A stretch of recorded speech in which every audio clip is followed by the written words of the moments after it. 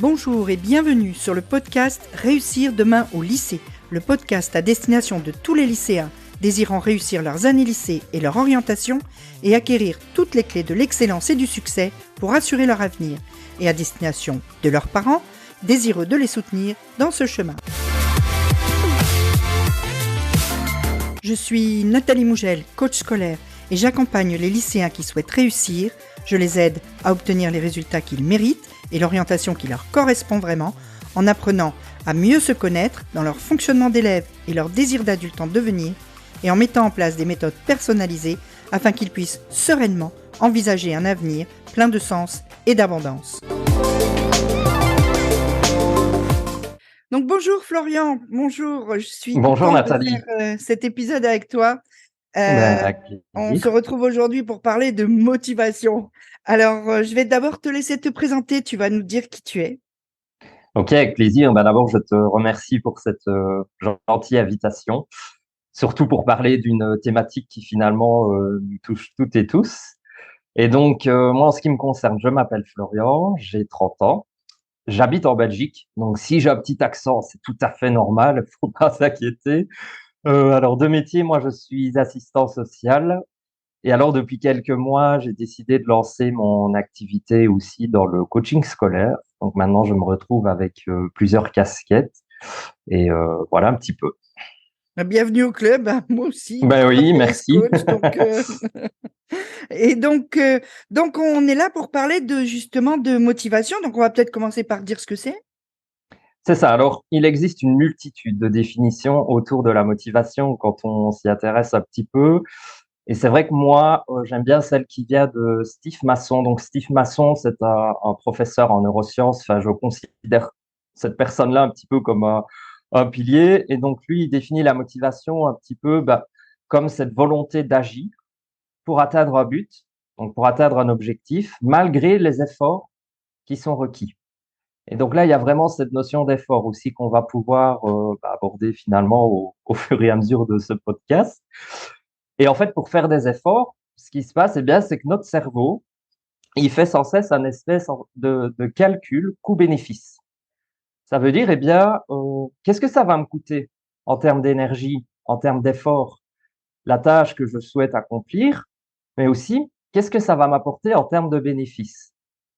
Et en fonction souvent de ce calcul-là, eh bien, le jeune décidera ou non de s'engager dans une activité d'apprentissage. Voilà, ça dépend un petit peu. Je peux donner un exemple si tu veux. Vas-y. Ok, donc par exemple, ça je sais que c'est un exemple souvent qui plaît aux jeunes, mais quand on joue à un jeu vidéo, ce qui se passe, c'est on va très rapidement vaincre des ennemis, on va franchir des niveaux et en fait, très vite, on va éprouver une sensation de plaisir, eh bien parce qu'on va voir qu'on progresse, on va obtenir une récompense aussi automatique de par nos actions. Et donc là, le bénéfice, il est assez perceptible. Ça veut dire qu'on le voit très vite. Et les efforts qui sont à consentir sont souvent assez faibles, finalement assez minces, parce que ça ne demande pas un engagement cognitif très important. Bon, maintenant, ça peut dépendre aussi un petit peu du jeu sur lequel on joue, mais souvent, voilà, je veux dire, c'est un jeu aussi où on joue en fonction de notre niveau. On progresse comme ça par palier, par niveau. Et donc là, les bénéfices étant bien supérieurs au coût, le jeune On y va se va. sentir motivé. C'est ça. Et donc voilà, ça c'est un exemple que j'aime bien aussi, j'aime bien donner pour comprendre ce rapport important au coût-bénéfice. Donc, la motivation, c'est j'y vais ou j'y vais pas. C'est à peu près ça. Effectivement, au moment même, ouais, c'est à peu près ça. Et donc, du coup, comment on fait pour dire j'y vais? Alors, comment on fait pour dire j'y vais? En soi, je pense qu'au début, il n'y a pas vraiment de miracle. La motivation, en fait, c'est comme un petit peu une énergie qui varie comme ça, qui fluctue. Et donc, au départ, il est normal de temps en temps de ne pas vraiment se sentir, pas vraiment se sentir motivé. On peut même ressentir de la démotivation de temps en temps et c'est tout à fait OK. Et je pense d'abord que c'est bien aussi de rassurer les jeunes qui nous écoutent pour leur dire, c'est tout à fait OK si parfois vous ne vous sentez pas motivé. Le tout, c'est d'abord d'en prendre conscience et de se dire, ouais, là, je sens une période qui est un peu plus difficile. Comment est-ce que je peux agir? On est des milliers dans le cadre de toute On façon. a tous ces périodes-là. Oui, on a tous ces périodes-là, en effet. Mais voilà, je pense que de toute façon, pour se donner une chance de se motiver, pour entraîner sa motivation, il faut commencer par passer à l'action. Voilà, je dis souvent, si vous êtes dans votre divan ou si vous restez dans votre lit à rêvasser en attendant que la motivation vienne à vous, je pense que vous pouvez encore attendre de nombreuses heures, hein. La De ces motivation, voilà, jeux-là.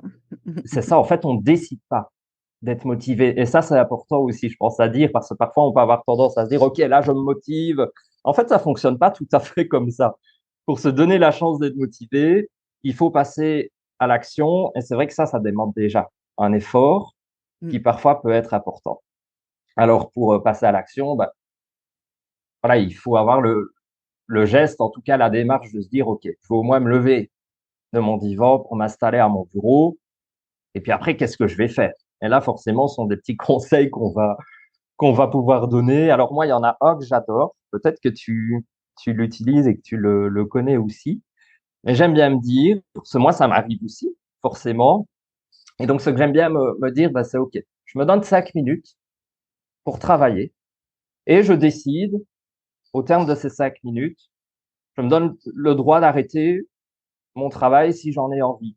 Et en fait, souvent, ces 5 minutes-là suffisent à mettre la machine en route C'est et à ça. démarrer. Ouais. Et alors, ce qui fait bah, qu'au final, on a envie de continuer notre travail parce que, à nouveau, le cerveau n'aime pas les tâches qui sont inachevées ou qui ne sont pas remplies. Mm. Et donc, voilà, parfois, je me donne juste 5 minutes avec le droit d'arrêter après.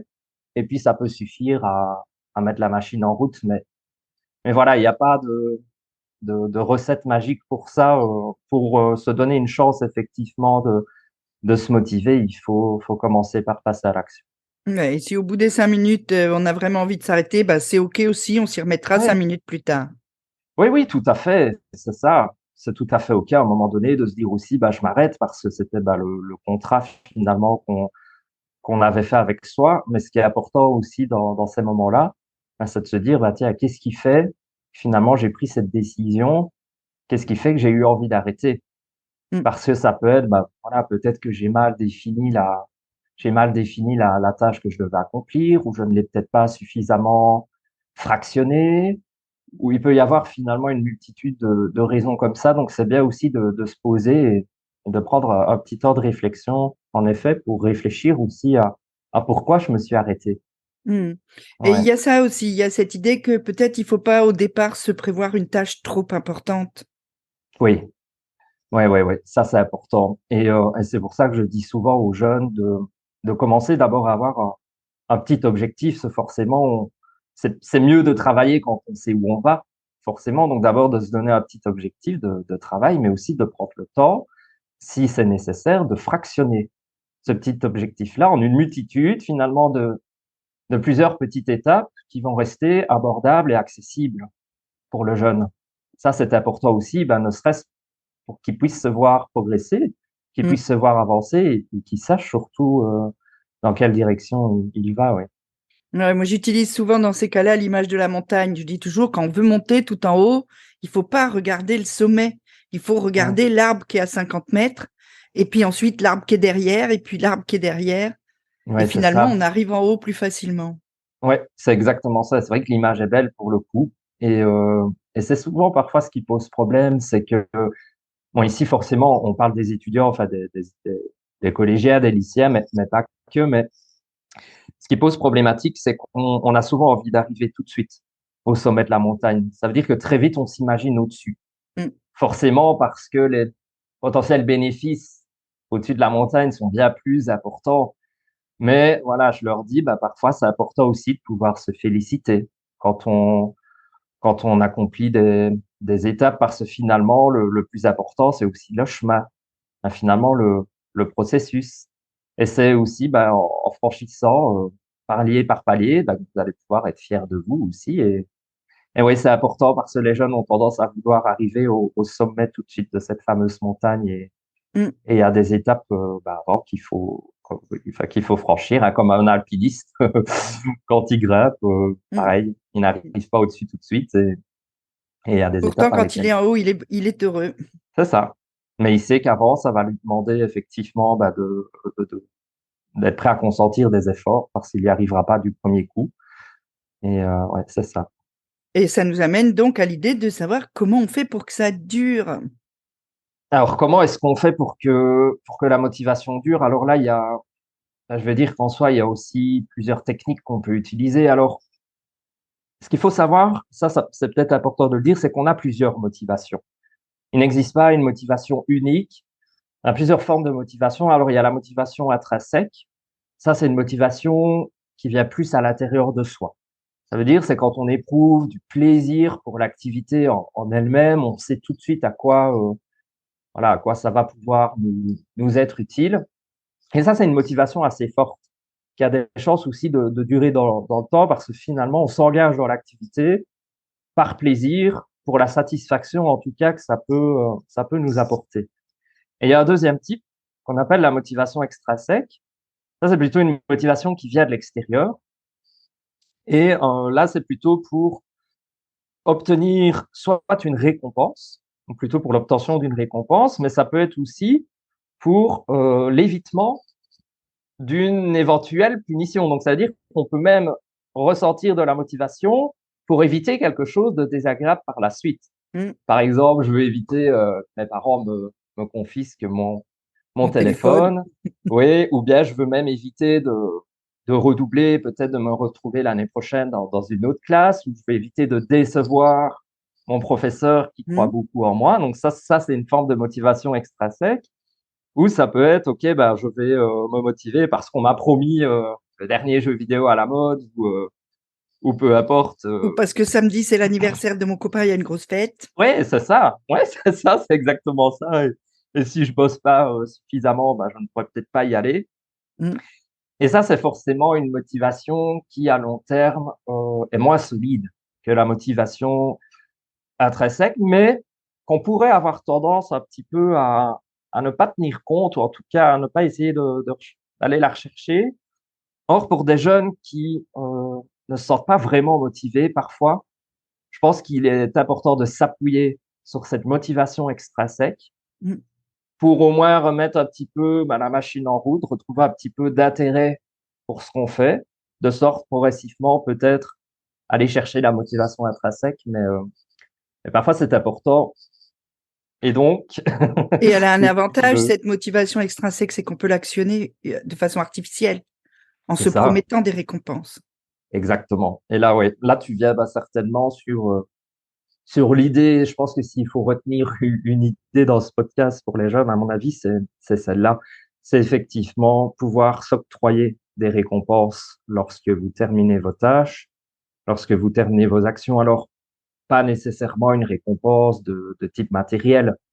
On n'est pas forcément obligé de s'acheter quelque chose, mais ça peut être, ah, tiens, qu'est-ce que, euh, qu'est-ce qui peut me faire plaisir maintenant que je viens de terminer mon activité?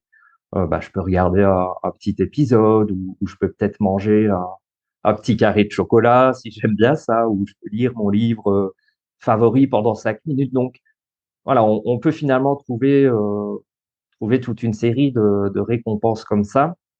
Mais voilà, comme tu dis, on peut la créer de manière artificielle. Et alors, ce qui va se passer, c'est que finalement, notre cerveau va très vite faire un lien, en fait, entre la séance de travail et la récompense. Et donc, notre cerveau va savoir qu'en fait, on travaille aussi dans le but d'obtenir à la fin quelque chose qui va nous faire plaisir. Et la Et dopamine donc, va arriver. exactement. Et donc, notre cerveau, par anticipation, en tout cas, de cette fameuse récompense, va libérer, oui, de la dopamine dans le cerveau, donc, qui est un petit peu l'hormone du plaisir, de la satisfaction. Et c'est vrai que ça va générer une certaine forme de plaisir. Et donc, on peut envisager effectivement les tâches scolaires plus facilement quand quand on prend le pli de se récompenser. Alors, on peut se récompenser soit à la fin de son travail, ou alors on peut aussi se récompenser comme ça par palier. Donc, si on décide de fractionner son travail, de se dire, bah, OK, au terme je sais pas, des 25 minutes, je viens de travailler 25 minutes sur une tâche, eh bien, je peux à chaque fois couronner comme ça mes petites séances de travail par des petites récompenses, et puis recommencer sur un nouveau cycle. Donc voilà, c'est tout à fait possible de l'envisager comme ça aussi. Et un truc qui marche quand même aussi super bien, c'est l'autodiscipline. C'est moins marrant. Oui, c'est moins marrant. Se discipliner, c'est vrai que c'est quelque chose finalement d'assez difficile. C'est surtout, pouvoir maintenir la discipline sur la longueur. Ça, c'est compliqué. Au début, on est plein de bonne volonté. On se dit: «OK, j'ai envie de faire plein de choses, je vais y arriver du premier coup». Et puis 2 jours, 3 jours après, on sent un petit peu la motivation qui fluctue et on a tendance alors à perdre un petit peu en énergie et donc dans ces moments-là, bah, il faut se faire un petit peu, violence avec soi aussi, bah, se demander: «Est-ce que les stratégies que j'utilise sont les bonnes?» Et c'est parfois aussi pour ça que l'aide d'un coach scolaire, parce que je pense à nous aussi, bah, Ben oui. peut être utile parce que, bah, peut-être que finalement cette démotivation qui est ressentie, peut-être due à d'autres facteurs. Ça peut être une mauvaise gestion du temps ou ça peut être un manque d'organisation ou de planification ou de projection aussi à long terme. Ou une Et méthode donc de voilà, travail qui est pas adaptée. c'est ça, tout à fait. Et donc d'abord aussi, bah, effectivement se poser cette question-là et pour aller un petit peu chercher cette motivation intrinsèque qui peut amener un peu plus de discipline, bah, voilà, j'aime bien leur dire aussi: «Bah, tiens, la tâche que tu t'apprêtes à réaliser, qu'est-ce qu'elle va pouvoir t'apporter en termes de bénéfices à long terme?» Alors de bénéfices à long terme, mais aussi de bénéfices à court terme. Parce que peut-être qu'en te mettant au travail, en ayant une certaine discipline, bah, tu vas moins stresser, tu vas avoir une meilleure organisation, tu vas te sentir plus confiant dans ton travail. Donc, déjà, aller chercher aussi les bénéfices à court terme, au-delà ici des récompenses qu'on peut éventuellement s'octroyer, mais se dire aussi, tiens, tout ça, qu'est-ce que ça peut m'amener à long terme? Donc voilà, déjà, essayer aussi un petit peu d'avoir un esprit un petit peu plus positif. Et j'aime bien aussi parler de ce qu'on appelle l'état d'esprit dynamique. Et je pense que ouais, tu vois un petit peu que je veux dire quand je parle d'état d'esprit dynamique. Mais Mmh. c'est aussi de se dire, eh bien, OK, je sais que je vais devoir accomplir des efforts, mais les efforts, bah, vont m'amener à quelque chose. Et je sais que pour atteindre mon objectif, bah, je vais devoir peut-être persévérer dans ces efforts-là et en même temps améliorer mes stratégies d'apprentissage. Donc voilà, c'est essayer aussi de se dire, euh, eh ben, je me donne tout à fait le droit à l'erreur, même si à un moment donné, ça ne fonctionne pas, mais je sais que les erreurs sont source d'apprentissage et que je peux grandir grâce à elles. Et c'est pour ça que souvent on parle de neuroplasticité aussi pour Oui. expliquer ben, que le cerveau bouge, évolue sans cesse et que nos connexions dans le cerveau, elles se modifient aussi et qu'on est capable finalement d'apprendre tout au long de la vie. Donc pour ça, voilà, faut activer aussi ces neurones et donc entretenir, cultiver un petit peu cet état d'esprit dynamique. C'est important aussi pour essayer bah, d'avoir un peu plus de discipline parce que on a souci, voilà, quand on ressent de la démotivation, très vite, on peut perdre aussi un petit peu en confiance en soi, en estime de soi. Il y a beaucoup de choses hein, qui peuvent être, Et là, c'est un cercle vicieux qui est assez ouais, ouais, difficile, ouais. hein. C'est un cercle vicieux qui est assez difficile. Donc, parfois, il faut agir effectivement sur d'autres éléments. Mmh. Il faut un petit peu ouais, essayer ben, de se refaire confiance aussi, de redorer un petit peu l'image de soi, Mmh. parfois pour entretenir cette motivation-là. C'est important. Et puis, ben, voilà, il y a d'autres petites stratégies qui peuvent nous aider. Alors moi, j'aime bien utiliser des suivis d'habitude, on peut appeler ça des trackers. Mmh. Ça veut dire que, voilà, parfois, quand je commence une nouvelle tâche pour laquelle je ne suis pas habitué, eh bien, j'aime bien cocher tous les jours des petites Je fais ça cases. aussi. Oui, tu fais ça aussi, Mmh. mais je trouve que ça fonctionne bien, hein. C'est Ça quelque chose qui fonctionne très fonctionne bien. bien parce qu'on se voit avancer et en fait, ça peut d'une certaine façon servir de récompense aussi. C'est-à-dire que le moment où je mets la croix, Ouais, là, je me sens satisfait, j'éprouve du plaisir. Hop, je je l'ai relâche de fait. la Mmh. dopamine, c'est ça. Mmh. C'est-à-dire que je l'ai fait et tous les jours, eh bien, on voit de plus en plus de petites croix comme ça dans notre tracker. Et puis, bah, ça nous rappelle aussi qu'il faut Mmh. qu'on réalise cette tâche-là. Et moi, j'aime bien utiliser ça. Et Euh, après, c'est bien utile quand tu fais un feedback, c'est-à-dire quand tu regardes et que tu t'aperçois que sur 2 ou 3 semaines, c'est toujours le jeudi que tu le fais pas ouais, et c'est tu vrai. cherches pourquoi. c'est Et vrai, donc, tu cherches et tu te dis, ah, mais c'est parce que le jeudi, c'est le seul jour où je finis à 18h. Et en c'est fait, vrai. quand je rentre, enfin, tu vois, et donc tu peux avoir un feedback et modifier un peu ton habitude pour pouvoir la faire encore mieux. Oui, c'est vrai. Oui, tu as tout à fait raison. Et le feedback dans la motivation, il est effectivement important. Les jeunes ont besoin d'avoir des retours Oui, relativement immédiats sur leurs résultats et on ne peut pas toujours nous leur rapporter ces retours-là immédiats. Et donc, non, le fait d'utiliser ce type d'outils, effectivement, ça peut leur apporter des retours, comme il pourrait très bien aussi prévoir des petites questions à l'avance qui peuvent travailler semaine après semaine, de type, OK, cette semaine, quels sont les domaines dans lesquels j'ai progressé? Qu'est-ce mm, que je peux faire encore pour m'améliorer? Quels sont les petits changements positifs que je constate? Quelles sont mes réussites? Et de semaine en semaine, comme ça, un petit peu, bah, se poser et constater bah, son évolution. mm. Et ça, Quels sont parfois, les ça trucs qui peut... m'ont fait vraiment plaisir? Parce que Ouais, la motivation intrinsèque, ça nécessite de se connaître aussi.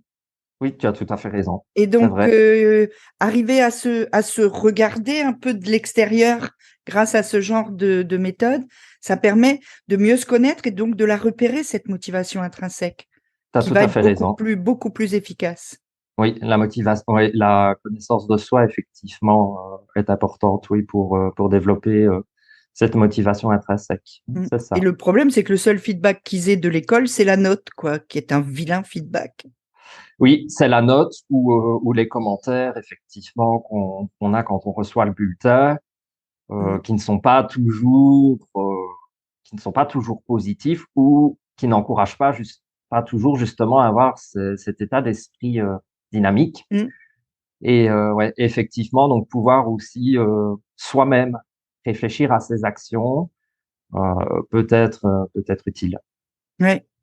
Ouais, ouais. Et puis les appréciations, il faut dire aussi, c'est pas personnel parce que moi, je Mm. vois, hein, que chaque fois que j'ai les bulletins à faire, j'ai 250 bulletins à faire. euh, je peux pas mettre une appréciation différente à chacun des 250. Ben oui, c'est ça. C'est ça. Et puis, bon, oui, c'est ça. Et puis, quand on a autant d'élèves, bah, parfois, on ne connaît peut-être pas aussi les élèves profondément comme on pourrait apprendre à véritablement les connaître en séance, par Mm. exemple. Et donc, ce qui nous amène parfois ouais, à ne pas toujours avoir l'occasion de, de rendre nos commentaires un petit peu plus personnels. Mais Alors que ça, c'est, quand on passe du temps avec un jeune, là, on oui, peut vraiment c'est ça. l'aider à se connaître et à s'améliorer Exactement. et à être plus heureux, en fait, parce que le vrai Oui, but, c'est celui-là. oui, c'est ça. Et c'est vrai que là, tu me fais penser à quelque chose, bah, de se dire aussi que, bon, comme je le disais tout à l'heure, c'est OK parfois de se sentir démotivé. Donc, c'est important aussi de ne pas forcément culpabiliser par rapport à ça. Mais quand on sent vraiment que ça dure, donc que ça devient vraiment long dans la durée, bah, ne pas hésiter à demander de l'aide. Ça, je pense que c'est important aussi de voir, voilà, d'en discuter avec quelqu'un, d'avoir en tout cas un retour, un feedback qui peut provenir d'une autre personne. Parfois, ça rassure aussi, mais ça peut nous remotiver. Et ça Ça marche peut nous pour tout. Je veux dire, remotiver. t'as Ouais, mal au pied, tu vas voir un podologue, t'as mal. c'est ça, C'est exactement pareil. c'est ça. Maintenant, ouais, parfois pour les jeunes, c'est un petit peu plus difficile de franchir cette étape-là, donc d'oser se dire, OK, je vais peut-être faire appel à quelqu'un pour me soutenir ou m'encourager un petit peu, Ouais, mais mais c'est voilà, je peut-être aussi pense. parce qu'ils croient que ça va juste être du travail en plus ou juste des cours en Ouais, plus. c'est Or, vrai. parce que beaucoup de gens ont du mal à faire la différence entre le coach scolaire et le soutien Ouais, scolaire. tu as tout à fait Alors que c'est raison. deux choses qui sont complètement opposées, qui peuvent être très complémentaires, mais qui sont complètement différentes. Oui, oui, c'est vrai. Oui, ça, c'est vrai. Ouais. Et puis, voilà, après, il y a d'autres petites techniques, en tout cas pour rendre son moment d'étude plus agréable, Hmm. parce que forcément, pour essayer d'éprouver un petit peu de plaisir aussi dans ce qu'on accomplit, eh bien, on peut personnaliser son travail, donc ne pas hésiter à utiliser des surligneurs, des crayons de couleur, des post-it, même à se déplacer pour réviser, donc se mouvoir. Enfin, voilà, je pense qu'il y a Hmm. des façons aussi de pouvoir rendre son temps d'étude un petit peu plus Ludique. stimulant. Donc, ouais, un petit peu plus ludique, ça, c'est le bon mot. Travailler dans un environnement aussi, un environnement agréable qui nous fait plaisir, même si on veut mettre pas une petite bougie ou une petite plante. bah, pourquoi pas, Ou c'est un OK. poster de, Ouais, je sais pas qui, Harry Styles ou ça ouais, va. c'est ça. Et souvent, bon, je ne sais pas toi, mais moi, dans mes séances, souvent, je me retrouve face à des étudiants qui travaillent en fait sur des bureaux très, très encombrés souvent. Et en fait, ce sont des bureaux qui ne leur donnent même pas envie de s'installer pour bosser, bah, parce qu'il y a une tonne de choses dessus. Et forcément, plus un bureau est encombré, plus aussi bah, l'esprit est encombré. J'ai une Et donc, voilà. expression pour ça. Je dis bordel Ouais, dehors, bordel dedans. oui, c'est ça. Ben, je vais la retenir, celle-là. Mais c'est ça, et parfois, voilà, moi j'aime bien leur dire, bah, prenez 2, 3 minutes avant de vous mettre à votre place pour un petit peu, voilà, pour un petit peu ranger votre bureau, ne garder que le strict minimum. Alors, ok, une petite plante ou quelque chose qui peut vous faire plaisir, pourquoi pas, mais essayez juste d'avoir le matériel nécessaire, un petit verre d'eau avec vous, et je pense que ça peut favoriser le passage à l'action, le fait d'avoir effectivement un bureau agréable, un espace de travail agréable, mais aussi travailler dans un environnement de travail agréable. Mm. Quand on travaille dans son lit, par exemple, bah, ça ne nous donne pas toujours cette espèce de motivation pour se mettre au boulot. Bah, à nouveau, parce que pour le cerveau, le lit, c'est le lieu où Pour on dormir. dort. Mm. C'est ça. Et donc, quand on bosse, ben, le cerveau, pour lui, ben, c'est comme si on avait envie de dormir. Donc Mm. forcément, on peut pas vraiment aller chercher Absolument. cette Il peut pas se motivation-là. mobiliser. Donc voilà, je dis, c'est bien d'avoir un petit bureau, en tout cas un espace de travail agréable, à l'abri des distractions. Ça, c'est toujours mieux aussi, forcément. Mais travailler dans un espace qui est aéré, ne pas hésiter à ouvrir voilà, les fenêtres quelques minutes avant aussi pour faire le plein d'oxygène, le plein d'énergie.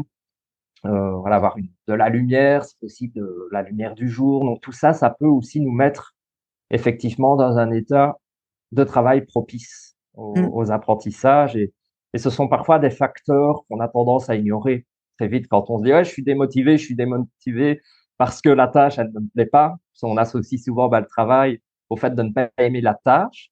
Mais parfois, on oublie aussi qu'il y a des éléments comme ça extérieurs qui peuvent énormément influer sur notre motivation. Donc, c'est bien aussi de faire un petit peu le topo et finalement de voir comment je peux rendre mon temps d'études plus agréable. Mm. Et ça joue aussi dans le fait que pour passer à l'action, moins il y a de friction, plus on va passer à l'action. Ah bah oui, Et tout de à fait. devoir ranger d'abord, préparer les trucs et tout, c'est plein, plein de frictions qui vont venir faire qu'on passe pas à l'action finalement. Plus Ouais. on a envie de faire une tâche, plus il faut la rendre fluide et facile. Oui, tu as tout à fait raison. Et tu me fais penser à un autre conseil aussi qui m'arrive de donner parfois, mais que j'apprécie beaucoup. Parfois, quand on sait qu'on a une tâche qui est relativement... Bon, souvent, en fait, la motivation, à nouveau, on peut l'associer à la procrastination, hein. Ça peut aller de pair aussi à beaucoup de facteurs, mais souvent, c'est vrai que quand on procrastine, c'est parce on redoute la tâche, soit parce qu'elle est effectivement très importante et qu'elle va nous demander beaucoup d'efforts, ou alors c'est une tâche qui peut apparaître comme ça, comme très difficile. Et donc, pour reprendre ce que tu viens de dire, ben moi, j'aime bien leur dire, OK, demande-toi d'abord, quelle est la première chose, la plus petite chose que tu peux faire pour te rapprocher de cette tâche en question. Et ça peut être parfois simplement, bah, je me lève de mon divan. Hein, si je suis assis dans mon divan, ok, je me lève. Maintenant, je suis levé. Ok, à nouveau, je me pose la question. Quelle est la petite chose que je peux faire pour me rapprocher de ma tâche? Eh bien, je vais m'installer à mon bureau. Et puis, je vais simplement ouvrir mon livre, mon cours, à la bonne page. Et puis y aller comme ça, en fait, petit pas par petit pas, mais toujours en réalisant, en accomplissant des actions faciles, finalement, bah, pour nous mettre en rythme. Et là, oui, ça rejoint effectivement ton idée, bah, vraiment d'essayer d'accomplir le moins de choses possible dans un espace-temps finalement assez réduit, Mm. mais qu'on est capable de franchir, qu'on se sent capable effectivement d'atteindre. Mm. Et ça, c'est une astuce que j'aime bien donner, ouais. Et rendre la tâche presque impossible à ne pas faire. Oui, c'est ça. C'est Tu exactement ça. prévois un truc tellement petit que tu peux pas le faire. Oui, oui, c'est ça. Et ouais, c'est tout à fait ça. Et donc, on en revient aussi à l'idée, bah, voilà, quand vous avez des choses à faire pour l'école, prenez le temps de les inscrire, prenez le temps de les noter. C'est comme quand on se définit des objectifs.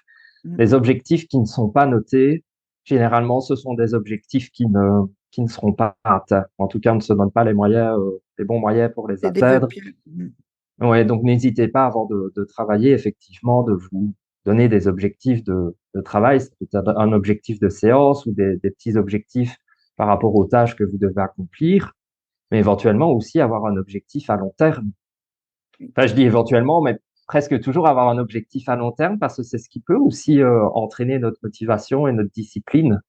Ça veut dire, bah, OK, là, je sais que je suis en train de travailler sur quelque chose qui ne me fait pas particulièrement plaisir, pour lequel j'éprouve pas vraiment de satisfaction, mais je sais pourquoi je le fais. Je Mhm. sais que, voilà, je le fais parce que je souhaite réussir mes études et la réussite de mes études, ben, va me permettre de pouvoir peut-être accomplir le métier qui me fait vibrer depuis que je suis jeune, ou voilà, ou ça peut être d'autres objectifs, mais souvent c'est l'objectif que se fixent les jeunes, hein. Mhm. Mais voilà, avoir aussi des objectifs à court terme et à long terme. Voilà, ça me paraît important aussi pour essayer de s'autodiscipliner. Ouais. Mhm. Moi, je leur conseille même de le garder à vue, c'est-à-dire, par Ouais. exemple, ah, maintenant, on a des outils formidables. Tu veux être avocat, ben, tu vas sur une intelligence artificielle qui fait des dessins, tu mets ta photo et tu dis, mets-moi en avocat, et tu te la placardes sur ton bureau. Oui, Et quand tu la vois, tu te dis, ah ouais, c'est vrai, j'y vais aller. oui, tu as raison. Et du coup, on peut mettre cette photo-là, ben, oui, effectivement, au-dessus de son bureau, et ça fait partie de l'environnement de ce travail qui peut nous stimuler.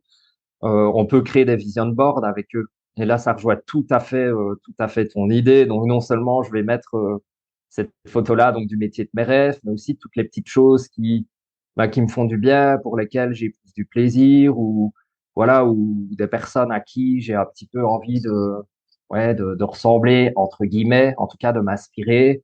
Donc, je peux faire un espèce effectivement, de visuel comme ça, Mhm. dans lequel j'ai inclus toute une série de photos. Je peux même aller découper dans des magazines, ou voilà, c'est une activité sympa à faire. Moi, j'en ai un sur mon fond d'écran d'ordi, par exemple. Oui, Donc, mon oui, fond les tableaux de d'écran, visualisation, ça ouais, marche bien. mon fond d'écran d'ordinateur est un tableau de visualisation, pardon. Et donc, à chaque fois que je le démarre, bah, hop, Tu le je vois? vois mon tableau j'ai du mal avec ce mot. Je vois C'est mon pas grave. tableau. Je vois mon tableau que je change chaque année, Mhm. ou en tout cas quand voilà, quand j'ai le sentiment d'avoir atteint un petit peu ce qui était représenté visuellement dessus. Et ouais, ça c'est chouette. C'est un outil très, très puissant, la visualisation. Oui, c'est vrai. Parfois, Et ouais. c'est un outil que moi j'utilise beaucoup parce que justement, elle fait appel, elle va aller chercher ce qu'il y a au fond de soi et qui va ensuite être une motivation intrinsèque. Oui, tu as tout à fait raison. Oui, c'est vrai que la visualisation, oui, on peut l'utiliser pour renforcer la motivation intrinsèque, et elle peut être très importante. Oui, aussi pour la gestion du stress, pour la Absolument. confiance en soi, pour bien d'autres domaines d'ailleurs, la Elle sert visualisation dans est plein utile. de moments. Oui, en sophrologie d'ailleurs, on utilise Mm. beaucoup cette technique de visualisation-là, et c'est vrai elle a de nombreux bienfaits, surtout à court terme, hein, d'ailleurs. Donc ça, c'est chouette. Oui, oui, mais si on la répète bien, Oui, elle peut permettre quand même de trouver à long terme une force en soi, c'est vrai, une espèce tout à fait, de moteur tout qui à peut fait. être intéressant. Oui, exactement. Super. Bah, écoute, si tu avais un conseil à donner là, pour finir, tu dirais quoi? Si j'avais un conseil à donner par rapport à la motivation, Ouais? franchement, si j'avais un conseil à donner, je dirais ne pas hésiter à s'octroyer des récompenses, même des petits moments de break.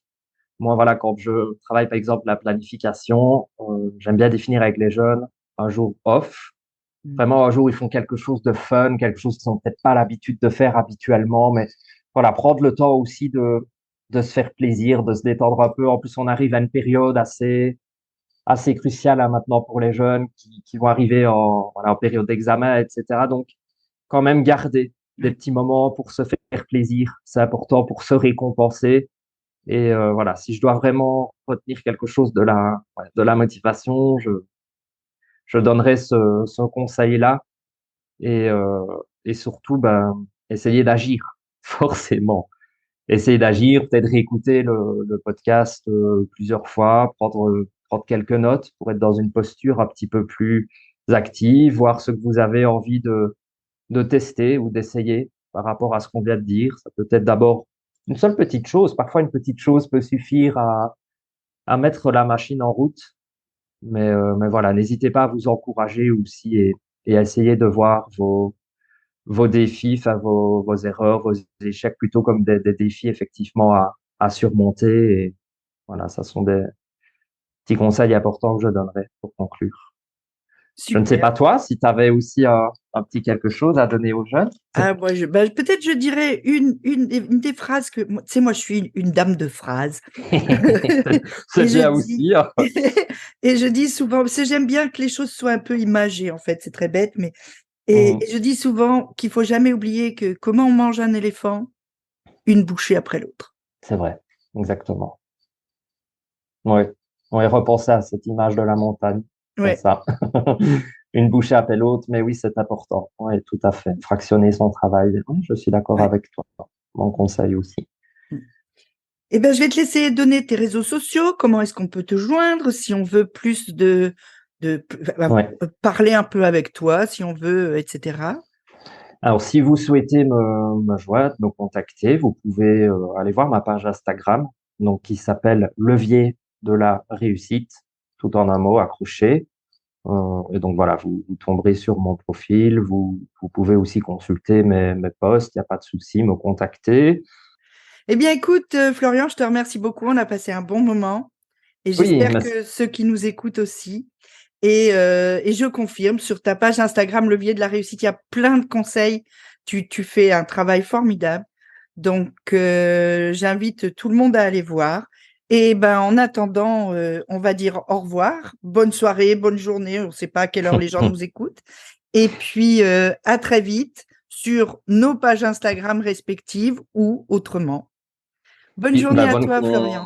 bonne journée. Encore merci pour cette belle proposition et puis bien, bonne continuation à tous les étudiants, tous les jeunes, même les parents, professionnels qui nous écoutent. Et puis bah, à très vite sur nos réseaux, comme on dit.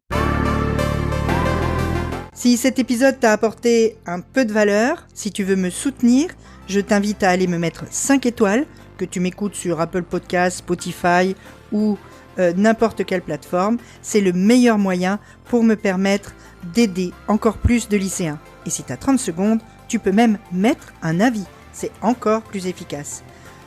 En attendant, je te dis à très vite dans un prochain épisode. Entre deux, on se retrouve sur Instagram. À bientôt!